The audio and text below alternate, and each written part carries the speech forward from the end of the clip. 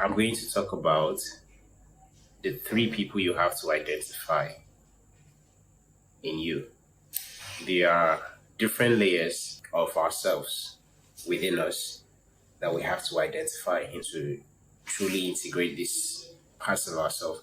In the human development, there are three archetypes, which I can't really start mentioning or um, draw references from other fields of study, let's say other fields of study or other personal research done by other people. But I can just talk about it on a plain level. There are three people you have to identify in you in order for you to truly become who you want to be. And that's what this video is about. I'm currently standing. I love this posture.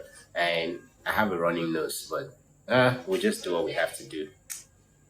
So, I have my notes, short notes here. The first person is who you want to be.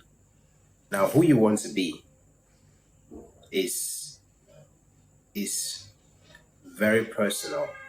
And a lot of times, who you want to be is a question we never ask ourselves.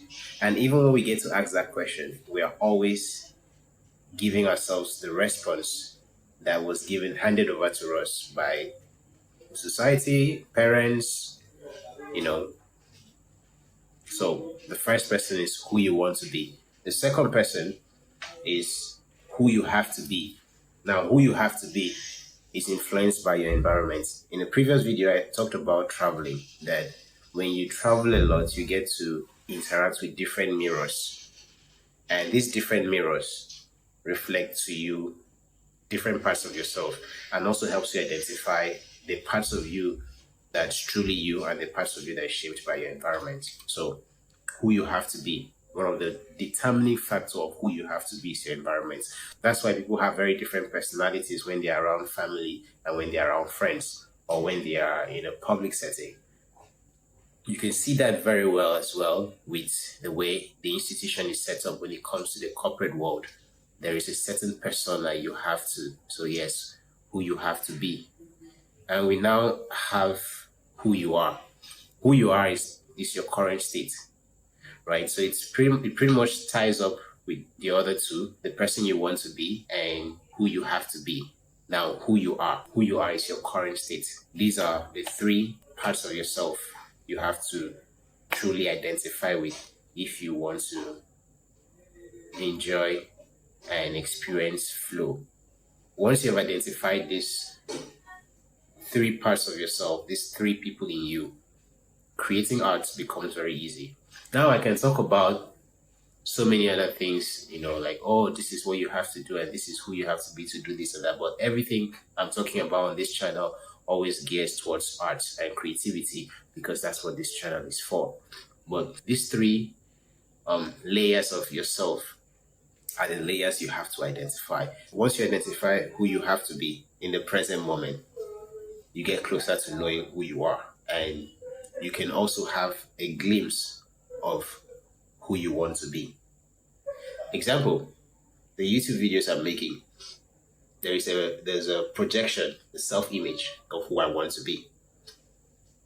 That's why I turn on these cameras. I am not very caught up with who I am presently because I have subconsciously identified with the three layers of myself within. And slowly, daily actions take me towards there. Fatigue is always going to be there. You're always going to have fatigue, emotional stress, self-doubt.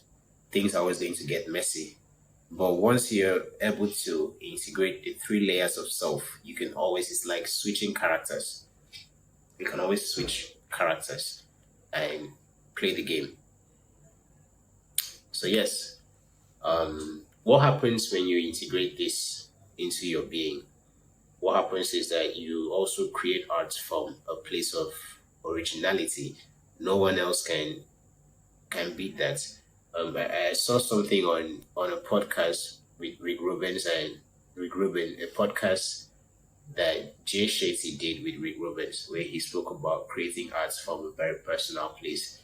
And I thought about putting this video together because Once you identify the three layers of self within, then it becomes easy to speak from truth. And that's when people will say you are fearless with it, because you have identified who you are, you know who you have to be, and you know who you want to be. So, yes, I hope this makes sense. So, yeah, that's it for today.